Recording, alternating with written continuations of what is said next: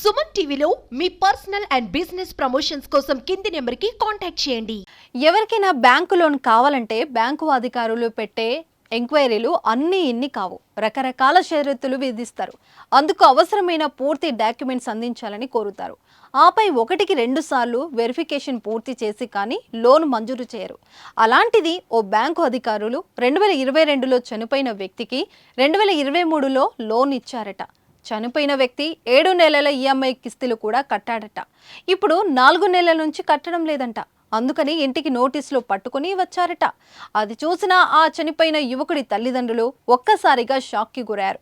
ఏంటా బ్యాంకు కహాని ఇప్పుడు తెలుసుకుందాం. వరంగల్ జిల్లా నర్సంపేట డివిజన్ పరిధి నల్లబెల్లి మండలంలోని నందిగామ గ్రామానికి చెందిన బూక్య సునీత, నగేష్ దంపతులకు 3 కుమారులు. పెద్ద కుమారుడు రాకేష్ 2022 జనవరి 23న పురుగుల మందు తాగి ఆత్మహత్య చేసుకున్నాడు. కాగా ఖమ్మం జిల్లా కేంద్రంలోని ఓ ప్రైవేట్ బ్యాంకు 2023 అక్టోబర్ 18న బూక్య రాకేష్ పేరు మీద రాయల్ ఎన్ఫీల్డ్ 350 ద్విచక్ర వాహనానికి సుమారు 3 లక్షల రుణం మంజూరు చేశారు. ఇందుకు 7,150 చొప్పున 48 నెలల పాటు కిస్తులు చెల్లించాలని ఒప్పందం చేసుకున్నారు. ఈ మేరకు 3 వాయిదాలు చెల్లించాడు. ఆ తర్వాత వాయిదాలు చెల్లించకపోవడంతో రుణం రికవరీ కోసం collection manager Srinivas, verification agent Aravind నందిగామకు చేరుకున్నారు. వాయిదా బకాయి డబ్బులు చెల్లించాలని కోరారు. 2.5 ఏళ్ల క్రితం మృతి చెందిన తమ కుమారుడికి రుణం ఎలా ఇచ్చారని వారిని నిలదీశారు కుటుంబ సభ్యులు. తన కుమారుడి పేరు మీద లోన్ తీసుకున్న వ్యక్తి వివరాలు తెలియజేసే వరకు ఇక నుంచి కదలనీయమని చుట్టుముట్టారు. రుణం తీసుకొని ఇలా ఎందుకు బుకాయిస్తున్నారని బ్యాంకు అధికారులు రివర్స్ అయ్యారు.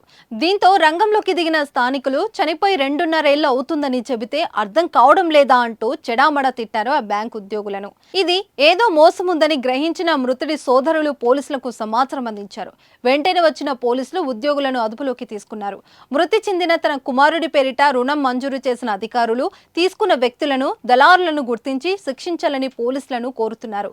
మృతుడి కుటుంబ సభ్యులు ఏది ఏమైనా బ్యాంకు నిర్వాకం ఇప్పుడు స్థానికంగా తీవ్ర చర్చనీయాంశమైంది. చూద్దాం, బ్యాంకును కేటుగాలు బురడి కొట్టించారా, బ్యాంకు అధికారులే తప్పు చేశారా చూడాలి మరి.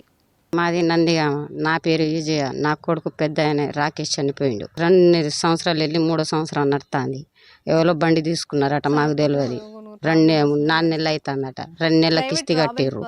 3 నెలలు కట్టలేకుంటే మా ఇంటికాడ వచ్చిర్రు. మొన్న వస్తే మా కొడుకు చనిపోయి 2 సంవత్సరాలు వెళ్ళి 3వ సంవత్సరం నడుతుంది కదా, మేము తీసుకోలే అని ఆయన చెప్పినాం. ఆయన చెప్పి పోయిండు. ఇంకో ఆయన వచ్చిండు. ఇంకో ఆయన వస్తే మేము బండి తీసుకోలేదు. ఆయన బండి పక్కకు పెట్టినాం.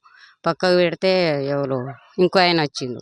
ఆయన కోసం ఆయన బండి పక్కకు పెడితే ఇంకో ఆయన వచ్చిండు. కోటా మేనేజర్ అట. వస్తే ఆయనే మీరు ఇంటికాడ నుంచి ఆధార్ ఇవ్వకుంటే ఎవరు ఇచ్చిరన్న అక్క, మీరు ఇవ్వకుంటే ఇంకా ఎవరైనా ఊరోళ్ళు ఇస్తారా, మీరు మీ వాళ్ళు ఇచ్చిరంటే ఉన్న కొడుకు 2 ఇంటికాడనే ఉన్నారు. ఒక్క ఆయన ట్రాక్టర్ తోలుతారు, ఒక్క ఆయన చిన్న ఆయన. నేను ఇవ్వలే, మా ఆయన ఇవ్వలే. ఇంకా ఎవరు ఇస్తారన్న మాకు తెలియదు. అది ఎవరు ఇచ్చిరో అధికారం రావాలి, వాళ్ళ మనుషులు రావాలి. ఇప్పుడు మనుషులు లేని బండి ఎట్లా ఇస్తారు, లోన్ ఎట్లా ఇస్తారు?